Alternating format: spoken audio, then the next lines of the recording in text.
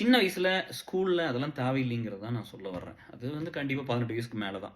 School எல்லாம் லவ்வே பண்ணிறாதீங்க. அது கண்டிப்பா ஃபெயிலியர் தான் ஆகும். எதுக்கு அந்த ஹார்ட்ட போட்டு உடைக்கணும் சின்ன வயசுலயே? அது நீங்க பண்ணாதீங்க. தயவு செஞ்சு பண்ணாதீங்க. இந்த சினிமால தான் வந்து சின்ன பசங்கலாம் லவ் பண்ற மாரி காமிச்சு, காமிச்சு கெடுத்தது தான். தயவு செஞ்சு அது பண்ணாதீங்க. அது ரைட் ஏஜ் கிடையாது. கரெக்ட்டா?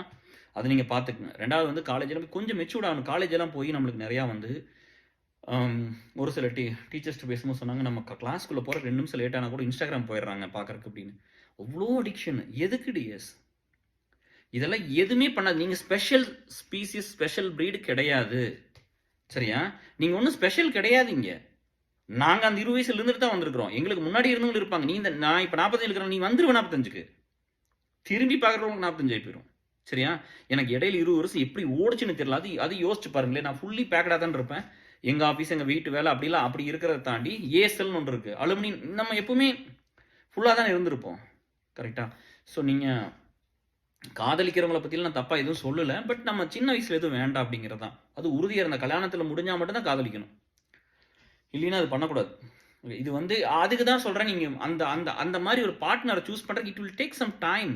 மெச்சூரிட்டி வேணும். நீங்க உடனே எல்லாம் பார்த்தோனே ஒருத்தர புடிச்சு போய் அப்படிலாம் அது புடிச்சு போறது அது இன்ஃபாக்சுவேஷன் அது ரொம்ப நாளைக்கு நிக்காது. சரிங்களா?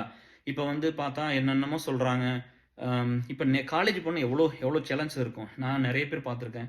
தமிழ் மீடியத்திலருந்து வந்திருப்பாங்க. வந்தோனே அந்த காம்ப்ளெக்ஸ்லயே இருப்பாங்க. நீங்க அதையெல்லாம் இம்ப்ரூவ் பண்ணிக்கலாம்ல. அதுக்கெல்லாம் டைம் ஸ்பெண்ட் பண்ணி அத இம்ப்ரூவ் பண்ணிக்கங்க. பொண்ணுங்க ஒரு வில் பவர்ல பண்ணுவாங்க. பசங்க ஒரு சிலர்லாம் விட்டவங்க வந்து ரொம்ப டைம் ஆயி தான் வந்து கேம்பஸ்ல உள்ள போ முடியாது. ஆஃப் கேம்பஸ்ல போ முடியாது. கம்யூனிகேஷன் இல்லைன்னு சொல்லுவீங்க. அதுக்கெல்லாம் அந்த காலேஜ் டைம் யூஸ் பண்ணிக்கலாம்ல. இது ஒரு மொழி தானே கொஞ்சம் யூஸ் பண்ணி நீங்க வந்து உங்களுக்கு தமிழ்ல நல்லா பேச வரணும்.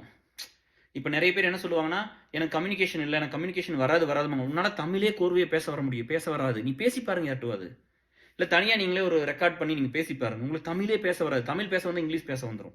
ஃபர்ஸ்ட் அத நம்புங்க. தமிழ்ல நல்லா கம்யூனிகேட் பண்ண முடியுதான்னு பாருங்க. அப்ப தமிழ்ல நல்லா கம்யூனிகேட் பண்ண நெறைய பேசணும் அப்படின்னா நெறைய படிக்கணும் டிஎஸ். நெறைய அறிவு இருக்கணும். யோசிக்கணும். நீங்க அதனால வந்து டைம் அந்த கம்யூனிகேஷன் வரலைன்னா அதுக்கு ஸ்பெண்ட் பண்ணுங்க. லாஜிக்கல் ரீசனிங் டெவலப் பண்ணிக்கங்க. அனலிட்டிக்கலா டெவலப் பண்ணிக்கங்க. இல்லையா? இதையெல்லாம் விட்டுட்டு வந்து லாஜிக் திங்கிங் நெறைய அது இப்ப நான் சொல்றேன்ல, எனக்கு வந்து எந்த ஒரு டவுட் இல்ல.